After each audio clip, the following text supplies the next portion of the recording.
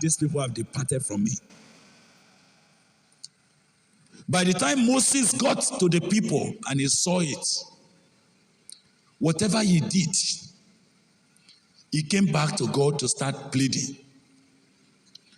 It was not his intercession that I want to show you, particularly. Meanwhile, there are a few issues. Two, particularly, that I want you to mark before we pray. Did you hear when Moses pleaded with God and said, God, forgive these people, forgive their sin, forgive their sin. And if you are not going to forgive them, blot me out of the book that you have written. And the Lord said, no. Whosoever has sinned against me, him will I blot out of my book. Therefore, go now and lead the people unto the place which I have spoken unto you. Behold, my angel shall go before you. Now, are you listening to me? Are you listening at all? Please listen, because I don't have a long time to talk tonight, and yet you need to catch this. And this is a very quiet deception that you need to learn before you go from here. It has happened several places, so many preachers, so many men of God, and they do not know that they have missed the point. Did you see God saying, I will not go with you, but my angel can go with you? Did you see that in the Bible? Which means there are times when the presence of God has departed from a man's life, and yet angels can be company with him. Are you hearing me? It means that it is possible for God's presence to have withdrawn from a man.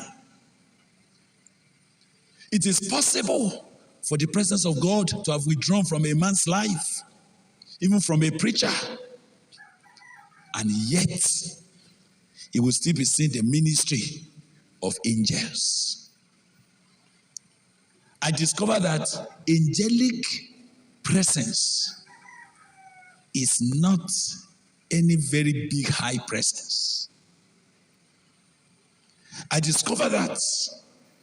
So you meet some preachers, God has left them, but you still see some supernatural things happening around them. And that does not allow you to know that something has already gone wrong. So God was saying to Moses, look, you can lead the people to the place that I have spoken to them. My angel will go before you, you can be going. But any day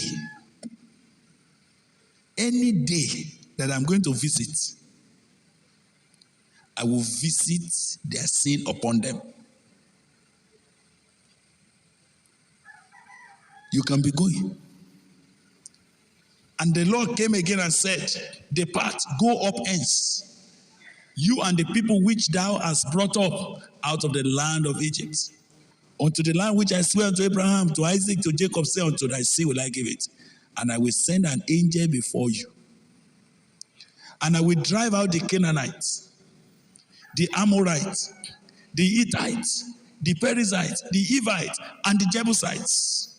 I will even take you to a land flowing with milk and honey. But I will not go up in the midst of you. Are you understanding something there? And this is one thing I want to leave you with. I want God to sharpen your taste. I want God to give you a very sharp taste for the presence of God.